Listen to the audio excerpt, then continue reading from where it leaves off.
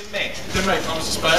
Zach, just talk about Jake Stoneburner and how he has progressed from that guy who moved from tight end to like maybe looking a little bit more like a wide receiver maybe every day. I don't know if he is or not, but just yeah. And what's the light bulb that went off a couple of weeks ago after his heart-to-heart with him? You know, I think Jake has always been an athletic receiving tight end, and that's kind of been his MO and his identity. And so making the transition from a guy that's matched up on linebackers and, you know, play action game and doing those things that a lot of tight ends do, he had to transition over to receiver where now he's defensive backs, better athletes are covering him, and he can't just run an average route and get open because he's faster or a better athlete than the linebacker. He actually has to defeat a guy that's an athletic guy. So I think he has definitely progressed, I mean, immensely in the throw game, and he's obviously a big physical guy, so in the run game he's done a decent job blocking. And a couple weeks ago, you know, he really wasn't playing as well as he could or should. So Coach Meyer had to sit down with him. I had to sit down with him and really address the issue. And since then, every week's been a better week. I mean, I think his best game as a Buckeye was this past game, and I think next week will be even better. Was it also an evolution for you guys, though, about how to use him? I mean, you know what I mean? Obviously, he came out of that little tight slot the other night and had the little slant. He's matched up with a guy who's, you know what I mean? Was that part of it too? Well, no, I don't think it's us learning how to use him. It's us seeing that he's someone that we need to target more just because of how he's performing, practicing, preparing. It wasn't like a revelation, like, oh, this is how we should use him. I mean, if we had seen what we've seen the last 2-3 weeks from him the last 6 months, it would have been that way from game one. But obviously he's progressed and he's improved. So now he's to a point now where we're saying, hey, you know, we need to get this guy on a matchup issue, or we need to go to him in this situation because he's doing those things in practice and the past couple games. Front row, Doug. Doug Harris, DPN News. Is that just the evolution of Devin Smith? Have you guys grown in confidence in him in certain situations because he was a first down or third down target? Yeah. Absolutely, absolutely. He's gotten better every week, but he was never, you know, a guy I didn't count on. He's just probably improved his value in the program and how we feel about our confidence in him, so that now he's a guy that I say, I know he'll make the play. I know he'll run a great route. I know he'll get open, and he will catch the football. And that's something that I didn't think, oh, I didn't feel that way at the beginning of the season, but it's just a higher confidence, a greater confidence now. So he's more targeted, much like Jake. Both have improved to the point now where I sit there and say, I know he'll make the play. We can go to Jake, go to Evan. So that's a positive for him and a positive for us. Is it his hands? Maybe what is his best attribute? I think, honestly, his best attribute is just his commitment and passion for the game. I mean, he has great hands, but that was never an issue. I mean, the first week I felt like he'd catch anything that was thrown to him, but he's increased his film studies and just knowledge of the game, and a guy that, as opposed to you know, you clap and say, shoot, my bad. Now he's a guy that really is hard on himself and watches himself in practice and is critical of himself, so that now he's performing at a different level. He's running better routes. He's blocking better. And so he's a guy that I count on because I know that he's more critical of himself than I ever could be. Bill, right in the middle. I kind of ask more about Evan Spencer. Can you really tell that he's a coach's son, former player's son? Yeah, absolutely. I mean, it's obvious that he's been around the game, and he has a great family. And I know that Buckeye Nation is very familiar with his family and his dad, and you can tell that they raised him to be a great young man and have taught him how to prepare as a football player. Something that a lot of times as a coach you have to teach a player. He's already learned. Now he's improved on top of that, but he came in, most guys come in with a baseline of 0, he came in above that because of that. One question about special teams. You're in charge of the punt block. Punt block, right. Yeah. Don't call it punt return. Yeah. We blocked. The problem's been the blocks that have happened in the game. What's been the problem, and what are you doing to shore that out? With our punt block team, or? No, I'm sorry. Are you in charge? What are you in charge of in terms of punt block? Okay, just strictly punt. Okay. Sorry. Rusty, next question. Rusty Miller, AP. I think Urban famously called it a clown show the first couple of days of spring practice. Do you see you're 9-0 and number 6 in the country? Would you ever foresee this? No, I don't think you ever foresee that. And just where we were and how far we've come and how far we still have to go. I think it's a testament to just the commitment of a group of guys that refuse to lose a game. That we don't play a great game. Let's say we're down, we're tied, whatever the situation may be. At the end of the game, they come together and they win the game, whatever it takes to win the game. So I wouldn't say that we are an undefeated football team that is sitting here just dominating people, which, I mean, you all watch the games too. I just think it's more the chemistry and the guys involved are kind of pulling together to win the game at the end of the game because they don't want to let each other down. So there's a lot of stuff we can improve at every position in every phase, but what you love to see is that teamwork and that cohesion of players that go out and win the game because they have the passion for each other in this university and ultimately the team. Doug, front row left. Doug Lamreese, Cleveland Dealer. I do have a question on the block.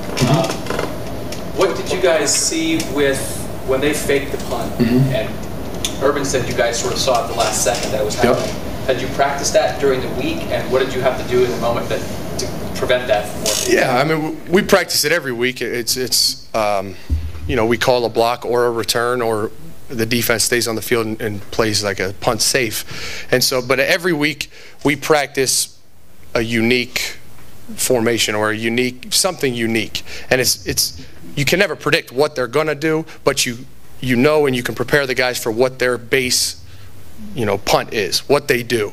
And then you can give them tips on a fake punt, guys, changing personnel, the quarterback's in at punter. I mean, that's an obvious one. Things like that get them into a safe mode where we're not trying to block the punt, we're not trying to return the punt. And so we saw it at the last second, just a different formation that they were in that was more obvious of a fake than it would be of a punt. Now, they could have punted out of it, but we'd rather err on the side of safety when they come out in something drastically different. So, and Adam Griffin made an unbelievable play on it.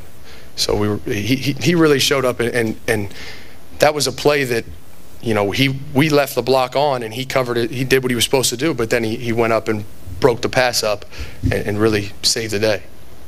Far right front, Austin. Austin Ward, ESPN.com. Zach, coming into the season in some positions maybe didn't have that much depth. Injuries took a toll on some others. With Fields and Spencer and Stoneburner, it seems like you're adding depth and getting deeper at wide receiver where other places are struggling. I guess, how have you done this? I think it's. I think the depth has always. I mean, obviously we didn't create players, but the guys have been there. They've just improved to a point now where they can be involved, and we feel confident in them performing. So I've got, I think, 8 guys on scholarship. I think I have 12 total. And, at the beginning of the year, the first game, I want to say 4 guys played or maybe 5 guys played. So obviously I didn't feel as confident in the other 3 or 4 or however many. So it's just been an improvement and a commitment from some of those guys that weren't playing to where now I think everyone, the players, the unit, myself and Coach Meyer and everyone feel more confident with them in the game. So I think it's kind of a testament to them just seeing that, I'm not on the field. I don't want to stand on the sideline and watch. I want to be on the field. So then all of a sudden they step that preparation up. Is there any way to, I don't know, quantify when that moment happens, or you just know that trust when you see it or have it? No, I mean, it was slowly every week it got better. And the trust was developed, and then you get to a point where guys are starting to play a little bit, and then for instance in the Purdue game, Philly got hurt. He came out of the game, so Chris went in, and I was confident in Chris to get the job done. Now, if Philly was there, he was the starter, and Chris was the backup at the time, so it might not have been that case. But I felt when he went in the game, no one was like, oh no. I mean, I felt really confident that he was going to get his job done and do whatever it took, and he would ultimately win the game if he needed to. Middle, Brandon? Brandon Castell with the Ozone. Yeah. Going back to Jake just for a minute, when you talked about him making the decision, having to run better routes and maybe do some things that he didn't have to do before. When you guys made that decision that you wanted him to play more receiver, what did you see or what did you expect he might be able to do? Well, you know, I think it's a really it's a deep question because we have some talented tight ends, and Jake is a talented tight end, and to have those three guys at tight end with a couple of them sitting on the bench, you might not be playing with the best 11 guys on the field. So Jake was the most athletic and probably the best suited to play receiver, and he has the skill set to do it. So we moved him to receiver to better the team. And then he had to go through the transition of being a 245-pound guy trying to play slot receiver, which is not an easy task. So our 11 are better on the field now because he's a receiver than if he wasn't. Back left, Dave. On Devin Smith being a gunner on the punt coverage team, your perspective on that, would you prefer that the guy who's been described as, at least at one point during the year, as your best downfield threat is doing that, and then his willingness to accept that role, I guess? Just two perspectives on that. If I would tell you, being that he's one of the fastest guys on the team, if he wasn't the gunner, I'd be disappointed in him. And so I think, I mean, he did an unbelievable job on Saturday. He's really done a great job all year. And that's nothing different. Being a gunner on punt is no different than playing receiver and running a go route. You just have to get off of press man and get to the returner, essentially the ball. So he's been phenomenal at it, and I was fired up for him to do it. And I like to think I taught him that, you know, the plays he made making tackles. But no, he embraces the role. He loves it. Obviously, you saw the passion he played with on Saturday doing it, and it builds his confidence probably a little too much about playing defense or something. Two more questions. Doug, right in front row. Doug Harrison again. This might be a little bit of a weird question, but how is Braxton for your receivers as far as how they work together, catchable ball, that kind of thing? Like in the beginning of the Penn State game, he was throwing fastballs, and obviously those are tough to catch. Just that progression. Well, I mean, I think that's a chemistry that's developed really from day one. I mean, they love having Braxton Miller as a quarterback because he gets the ball out, he can fit it in a tight window, he can do all those things, and you know, where maybe some quarterbacks couldn't do that. And the other element to the game is there's not a receiver on the field that isn't live. I mean, you know, most pass plays you have a guy that's quote unquote running a guy off. Sometimes those are the 80-yard touchdowns when he scrambles around and finds him 40 yards downfield. So it's great for a receiver because even if you're a guy that's just kind of a decoy, run a guy off, I mean, you could be a touchdown throw at any given moment. So that's definitely built confidence and chemistry between them because they know that they could have a big play at any time and they need to stay alive. But as far as timing and things like that, that's a chemistry that's been developed since before we got here, after we got here, in the offseason, when they're on their own, just throwing routes, things like that. So they feel really, really, really good with him at pulling the trigger. Middle, Dave. Dave Biddle, Bucknuts. Zach, along those same lines, how is Braxton doing going through his progressions? I know Urban talked earlier in the year he needs to do a better job going 1, 2, 3. What's he coming along in that respect? Well, I mean, obviously, I don't evaluate him as a player, but I think he's doing a better job and a good job. I mean, I think you watch our production in the throw game, both play action and third down, it's improved every week. So I think there's definitely been improvement to the point now where we're converting. I think we converted 50-some% of third downs and things like that. So I think he's doing a really good job. I mean, to sit here and say that I know exactly every progression that he's went through and everyone he missed, I don't really know. But just from I guess an insider on the outside, he's doing a pretty good job. Last question, Jim. Is there anybody on the Illinois defense that just jumps out at you as you watch them on video? I mean, obviously they've had their struggles. Are there a player or two there that have caught y'all's eye this weekend? I think they're a solid defense. They do have one corner that's a very talented corner. The other one's pretty good too. I wouldn't say there's a guy that's, you know, better or worse than anyone else on the defense. I think they're a solid outfit pretty much across the board. Just in evaluating their secondary this morning, there's a corner that is a very, very talented corner, probably one of the better ones we've went against. Yeah, why do you say that? I mean, what stands out about his game? Just athletically, just when you watch him on film, how he covers guys, how he moves, and just breaking on routes and things like that. So and he's a talented kid that plays hard. And one quick follow-up.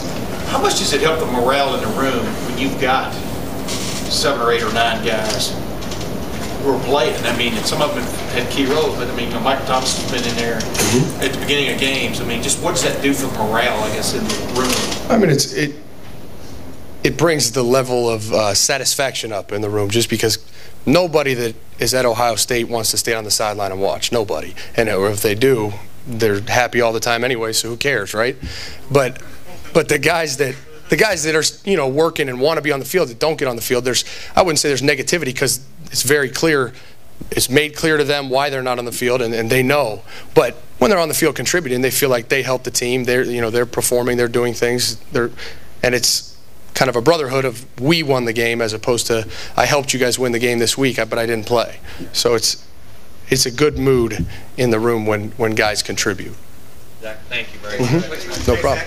Appreciate it, buddy.